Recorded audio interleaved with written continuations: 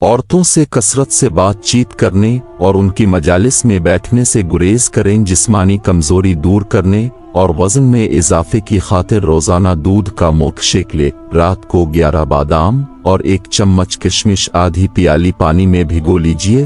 صبح بادام اور کشمش کے دانے کھا کر بچا ہوا پانی پی لے۔ لیکوریا اور ٹانگوں میں مستقل درد ختم کرنے کے لیے 3 ہفتے تک روزانہ صبح کے وقت 7 بادام کھائیے۔ خارش دور کرنے کے لیے ناریل کے تیل میں کافور ملا کر متاثرہ جگہ پر لگائیں۔ شہد کی مکھی ابھر کے کاٹنے کی صورت میں نمک سرکہ میں ملا متاثرہ جگہ پر لگا کر ڈھنگ نکال دے، درد اور سوجن کم ہو جائے گی۔ آدھے سر کا درد دور کرنے کے لیے لیموں کے چھل کے پیس کر اس میں تیل زیتون کا ملا کر سر پر لیپ کریں۔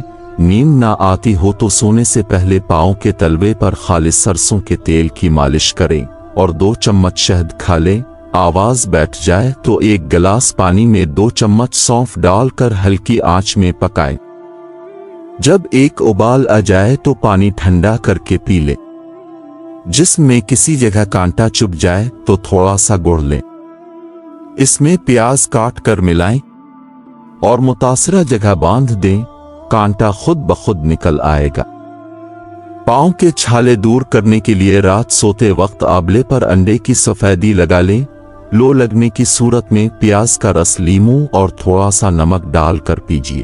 زکام سے بچنے کے لیے قہوے میں ادرک اور دار چینی ملا کر استعمال کریں۔ دانتوں کے کیڑے ختم کرنے کے لیے چنبیلی کے پتے پانی میں ابال لیں، اس میں تھوڑا سا نمک ملا کر غرارے کریں۔ سفید بالوں کے لیے پیاز بہت مفید ہے۔ پیاز گرینڈ کر کے پیسٹ بنا کر سر پر لگائیں اور کچھ دیر بعد اچھے شیمپو سے دھو لیں۔ چند دن ایسا کرنے سے سفید بال کالے ہونے لگے گی۔ اگر آپ اپنی آواز کو خوبصورت بنانا چاہتے ہیں تو نہار منہ نیم گرم شہد چاٹ لیا کریں۔ ناک پر تیل لگا لینے سے ڈپریشن کم ہوتا ہے۔ باوضو رہنی سے دولت اور رزق میں اضافہ ہوتا ہے۔ بیوی کے قریب جانے سے پہلے اللہ کا ذکر اور اس سے خیر طلب کر لیا کرو۔